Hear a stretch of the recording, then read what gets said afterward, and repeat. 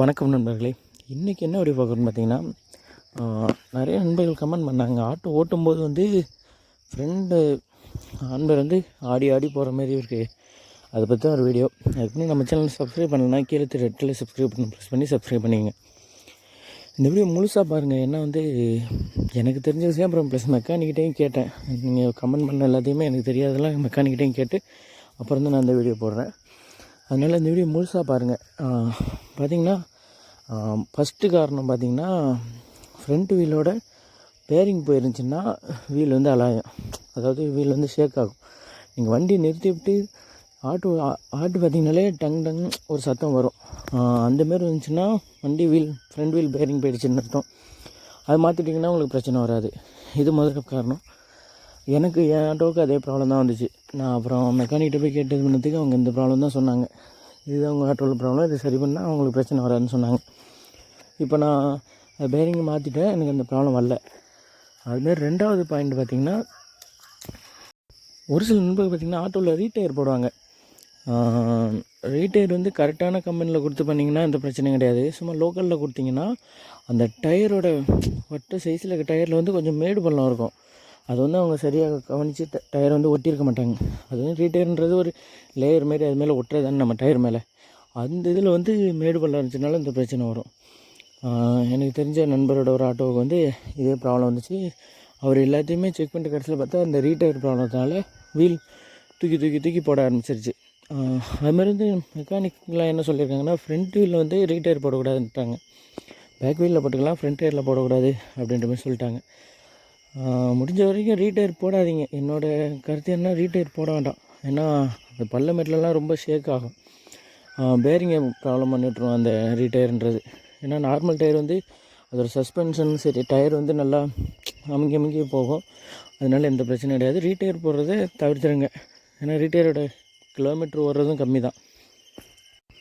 அதுமாதிரி பார்த்திங்கன்னா tyre wobbling ஆகிறதுக்கு இன்னொரு காரணம் என்னென்னா, பேக் வீலில் வந்து 2 வீலையுமே ஏர் வந்து கரெக்டாக மெயின்டைன் பண்ணுங்கள்.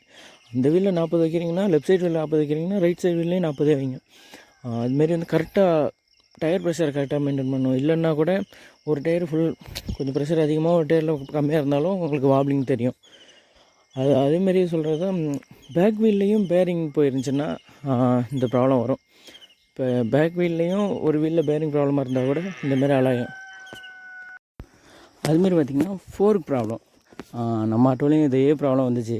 ஃபோர்க் பார்த்திங்கன்னா கொஞ்சம் டைட்டாக இருந்துச்சுன்னா ரொம்ப அந்த ஸ்ட்ரைட்டாக தான் இருக்கும். லைட்டாக பெண்ட் பண்ணிங்கன்னா டப்புன்னு வெட்டுற மாரி அந்த ஃபீலிங் உங்களுக்கு தெரியும்னு நினைக்கிறேன் ஆட்டோ ஓட்டுறவங்களுக்கு. அதே ப்ராப்ளம் எனக்கு வந்துச்சு. நான் லூஸ் பண்ணி வச்சுருந்தாலும் ரொம்ப ஃப்ரீ ஆகிடுச்சு, ஓட்டவே முடியலை. ஸோ அதையும் வந்து கரெக்டாக சரி பண்ணிங்க. ஏன்னா வந்து ஃபோர்க்கெலாம் வந்து ரொம்ப முக்கியம். இல்லைன்னா வண்டி ஆக்சிடென்ட் ஆகிற அளவுக்கு கூட போயிடும். அதனால் வந்து நம்ம கண்ட்ரோல்லே இருக்காது ஆட்டோ. ஸோ அதையும் வந்து கரெக்டாக மெயின்டைன் பண்ணிக்கணும். அடுத்து நீங்கள் எந்த இதாக இருந்தாலும் கமெண்ட் பண்ணுங்களேன். உங்களுக்கு தெரிஞ்ச ப்ராப்ளம் நீங்கள் என்ன ஃபேஸ் பண்ணிங்க கமெண்ட் பண்ணுங்கள். நான் மற்றவங்களுக்கு சொல்கிறது கொஞ்சம் ஈஸியாக இருக்கும். நீங்கள் இந்த இதில் எந்த குறையாக இருந்தாலும் சரி, எதுவும் கரெக்டாக தான் சொல்கிறனாலும் ஓகே, நீங்கள் கமெண்ட் பண்ணுங்கள். எதாக இருந்தாலும் நான் அதுக்கு ரிப்ளை பண்ணுவேன் உடனே. அதுமாதிரி நான் சொல்கிறது தப்பாக இருந்தால் கூட நீங்கள் கமெண்ட் பண்ணுங்கள், ஒன்றும் பிரச்சனை கிடையாது. நான் கரெக்டாக ரிப்ளை பண்ணுவேன் அதுக்கு. அது மாதிரி வந்து ஃப்ரண்ட் டயரை வந்து ஒரு 5000 கிலோமீட்டர் ஒரு வாட்டி வந்து திருப்பி போட்டுக்கிட்டே இருங்க. நான் ஒன் சைடாக தான் அடிக்கும். அதுமாதிரி ஒன் சைடாக அடிக்குதாலும் செக் பண்ணிக்கணும்.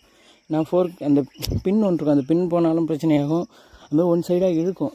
அந்த பின்லாம் போயிடுச்சுன்னா வண்டி வந்து நீங்கள் ஆக்சிலேட்டர் விட்டு, அதாவது கையை எடுத்துட்டிங்கன்னா ஒரு சைடாக இழுத்துட்டு போகும். உங்களுக்கு ஓட்டுறதுக்கு ரொம்ப கஷ்டமாக இருக்கும், ஒரு கையை வலிக்கும். இந்த ப்ராப்ளம்லாம் இருந்துச்சுன்னா நீங்கள் வந்து டயரை அடிக்கடி செக் பண்ணிக்கிட்டே இருக்கணும். எந்த ப்ராப்ளம் ஃப்ரண்ட் வீலில் பொறுத்தவரை எந்த ப்ராப்ளம் இருந்தாலும் நீங்கள் கரெக்டாக அதை சரி பண்ணிடுறது நல்லது. ஏன்னா வந்து அது வந்து மெயினே, நம்ம கண்ட்ரோலே அதான். ஏன்னா வந்து ஒத்த வீல் தானே ஃப்ரண்ட்டில். ஸோ அதனால் வந்து கரெக்டாக மெயின்டைன் பண்ணிக்கணும். இந்த வீடியோ பிடிச்சிருந்துச்சின்னா லைக் பண்ணுங்கள். நம்ம சேனலை மறக்காமல் சப்ஸ்கிரைப் பண்ணிங்க. நம்ம ஆட்டோ நம்ம நிறைய பேருக்கு ஷேர் பண்ணி விட்ருங்க. அதுமாரி இதில் எந்த இருந்தாலும் நீங்கள் கமெண்ட் பண்ணுங்கள், நான் உடனே ரிப்ளை பண்ணுறேன். இது நான் சொல்கிறது தப்பாக இருந்தால் கூட நீங்கள் பரவாயில்ல, அதுக்கு கமெண்ட் பண்ணுங்கள், நான் உடனே சொல்லிடுறேன். வேறு எதுவும் தகவல் சொல்லணுன்னா கூட கமெண்ட் பண்ணுங்கள், நான் அடுத்த வீடியோவில் நான் சொல்கிறேன். ஓகே, தேங்க்ஸ் ஃபார் வாட்சிங்.